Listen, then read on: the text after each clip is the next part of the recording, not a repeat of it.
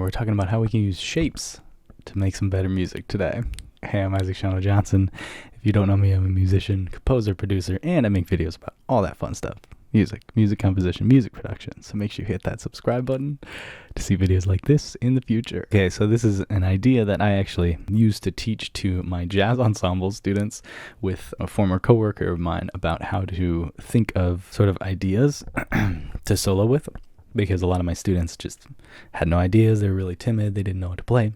So we kind of use this idea to give them a starting point, basically, so they don't have to think sort of musically right away. They can think a little bit more abstractly of something, and that they don't get caught up in like, what notes should I do and all of that. So we started with writing solos rather than improvising solos. It was a jazz class, but it can be used for writing a melody in any form, okay?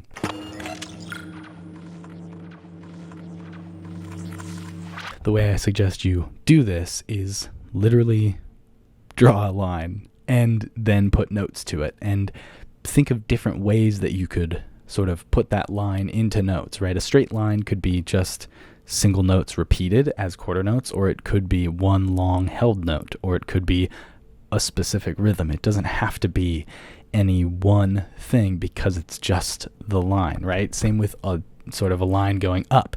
It could be a chromatic passage, or it could be a scale. It could be an arpeggio, right?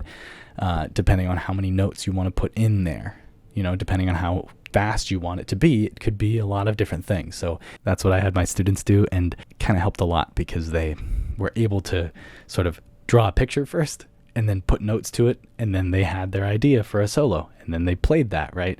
And then it got them sort of thinking about the line literally that they're playing in sort of a different way. So it sort of got them to play a lot better solos because they were thinking about it sort of as a line rather than a solo, which I know might be a silly distinction to make, but it can help sometimes, just sort of getting yourself out of the traditional mindset that you have of thinking, oh, this thing, it needs to be really good, and all these other, preconceived ideas that you have. Thinking about it slightly differently can get you sort of fresh in a way. It can sort of give you a start sort of creating different ideas that follow the same line of thinking.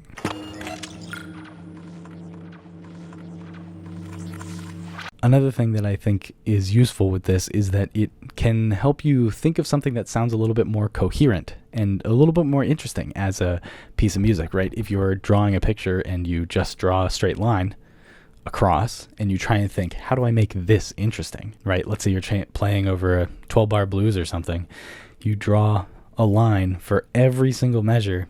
You got to make that one or two notes sound really interesting. You got to play around with those. You got to add some spice to it to make it interesting, because it might be just one or two notes, right? Or on the other hand, if you're drawing something and it looks like it's a lot of the same repetitive figures, you might then think, oh, I should probably change some of these so it's not always the exact same sort of idea where it goes up 4 notes, down 4, up 4, down 4, or whatever.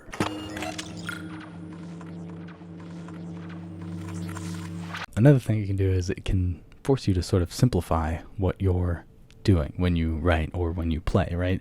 So rather than thinking of all these really fancy licks that you want to use, fancy scales and everything, drawing a line, either, straight up or down or curved or whatever, it might force you to think, okay, let's just start with steady eighth notes and then add on to it if that's easy enough, right? It gets you to think about it in sort of a way that might cause you to simplify it, but I think will make something that's a little bit more interesting, even though it might be more simple, right? You're sort of forcing yourself into a box. You're restraining yourself a little bit, sort of giving yourself a puzzle to figure out, how do I make a line that sounds interesting and works over whatever you're doing with this idea, right? So it can be a great tool to have in your sort of composer's or improviser's toolbox.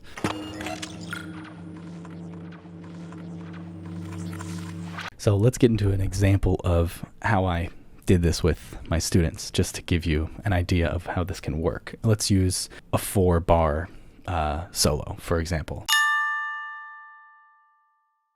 That's what I think I started with my students, right? Let's say all over the same chord. Let's make it F7 or something, right? you want to draw a line in each measure.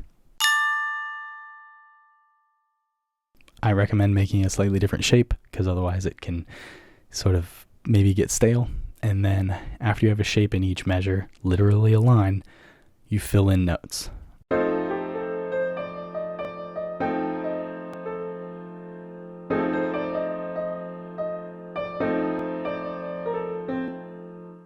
Now, what I recommend doing is you do that once, take a listen to it, see how it sounds, do you like it, then keep the shapes the same, but change the notes or the rhythms.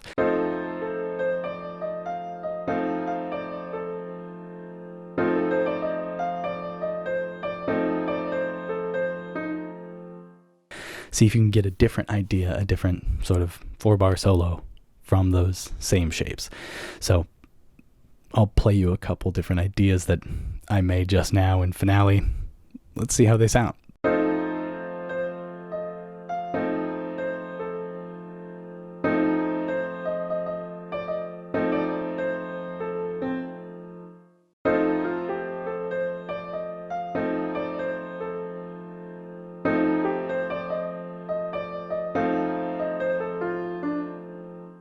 Alright, that's it for this video. Hope you enjoyed it.